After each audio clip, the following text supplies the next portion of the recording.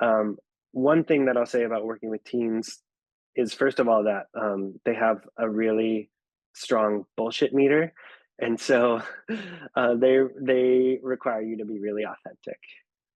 So I think in working with teens, they want you to bring your real self, and they bring us into um, and the adolescent parts of ourselves. So the way that we engage with them is is spontaneous and authentic, and we let them use the language that they want to use, as long as it's not, harmful, of course.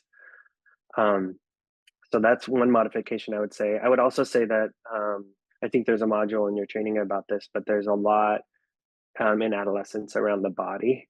And so we're very conscientious about um, body autonomy, right? So really seeking consent if we're going to be working hands-on with a youth, which we almost inevitably are if we're pushing them into waves.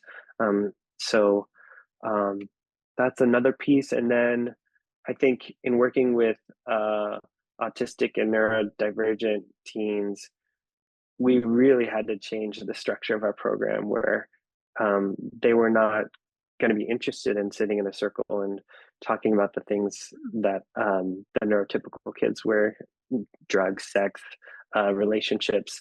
Um, and so we really had to shift our modality where it's much more sensory based, where we're digging with them in the sand and having interactions with them in that way. And and having a lot more one-on-one interactions and sort of facilitating little moments of connection between them. That's so cool. Thank you for clarifying that too. Hmm. Yeah, it's a generalization to say like, what do you do different with teens? It's like, wait a minute, what there's Sure. like it's different for each person. Um, Yeah, yeah, so I love that extra insight.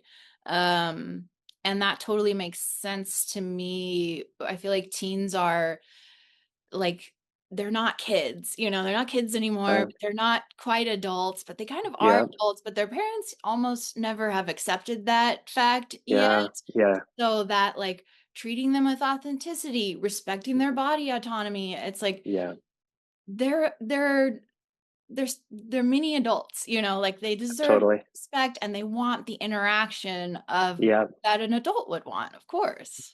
for sure. And I think they hunger for connection, but they also want autonomy. And so a lot of the times we're just kind of near them, and in the ocean, for instance, and waiting for them to invite us in to engage with them verbally. Yeah, I don't know if it's Yeah. just me, but I definitely like my own awkwardness gets highlighted when I work with Oh, kids. sure. Like, I'm like, Oh, there's so many sure. awkward Yeah. moments today. I'm sorry. Oh, yeah. I mean, yeah, because they pull you back into that space of being Yeah. a teenager yourself, which is part of the beauty of it, but it can totally be uncomfortable. Oh my gosh. Yeah. Okay, cool. I'm glad I asked that question. Yeah, Uh, me too. so what's one of your top advices to a new surf therapy provider? Okay. Can I give a couple? Yeah, that's why I was like, not your top because there'd be I no don't way think I to can. decide on I don't think I one can. and say Yeah, it's the best one. So yes, give us your top 3 or however many you need. yeah. I don't think I can do just one, but I'll try and be brief about it. So the first thing that comes to mind is, so I know that this program is for that surf therapist. That there are people with licenses who are conducting surf therapy and people who don't have it, and there's incredible value in surfing in itself and being present um, with the people that we're supporting. Um, but I'll gear this a little bit towards clinicians, I think. Yeah. Um, yeah. So my first piece of advice is to go as deep into theory as you possibly can, as a therapist, um, because we think about at Surf Circle we work mostly psychodynamically with these kids, and we think about the theory as like that's sort of the reef that's um, under the surface that's shaping the waves. Mm. So the kids, I think when it's going really well, they're not even feeling as though it's therapy, but there's a lot that we are tracking and that we are um, formulating and that we are, threads that we're pulling upon that we're thinking of our case flow. information in as we're working with them. So that's my first piece of advice, is to go deep in the theory, get great supervision, become a great psychotherapist, because um, if you're doing surf therapy that involves also individual therapy or group therapy, I think you have to have that foundation. The second piece of advice I have is to surround yourself with great people. One of the joys and of doing this work is working with this group of clinicians who I respect and admire so much. And it's so rare in this work that we get to watch one another work.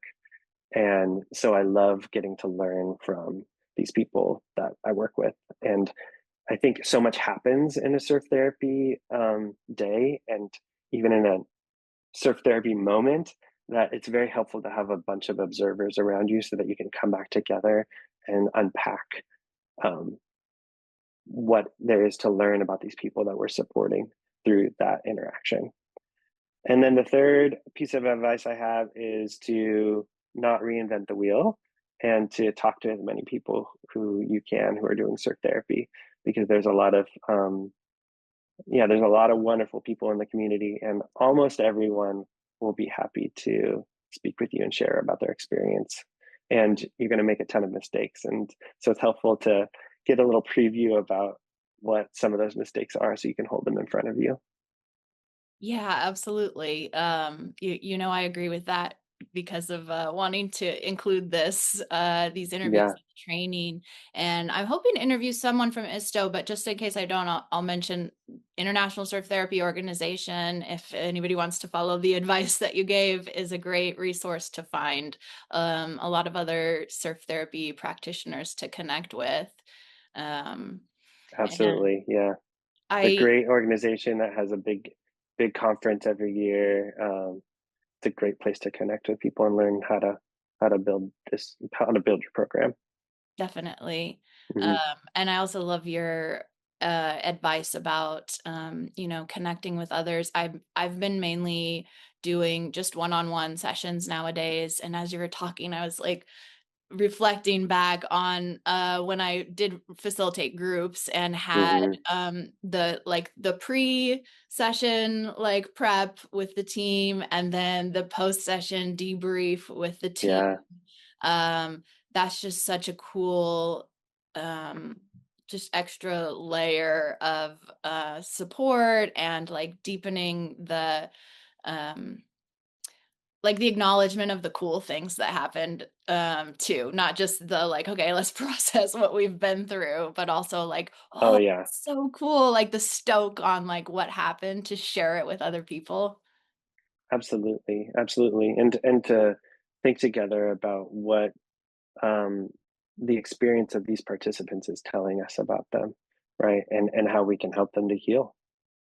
Yeah. Yeah. So our car rides home, we have a lot of infrastructure for that piece. Our car rides, we drive together, and for us, it's about an hour to get to the beach. Oh, And wow. so that's our consultation hour where we unpack everything that happened. And then every Friday we meet. We meet 4 times a month for one meeting, Wow. so we can think about our teens and our kids, and we also consult with one another about our private practice cases. So building that cohesion within the team and thinking together clinically really supports the work. Yeah. I really love hearing all of the time and energy and intention that you put into just like making sure to get the full therapeutic value out of this and for your clients. Is there anything that you want people to know as far as like supporting Surf Circle or Oh, connecting with sure. Surf Circle in any way? Yeah, yeah. So we're in the Bay Area, and we have openings in all three of our spaces: our neurotypical teen boy group, our neurodivergent teen boy group, and our teen girls and gender expansive youth group. And you can check us out at our website, www.surfcircle.org, or you can email us at info@surfcircle.org, if you're interested in learning more, or talking about a family or referral that you're interested in sending our way. All right. Thank you so much for the interview. It was great talking with you. Thank you so much.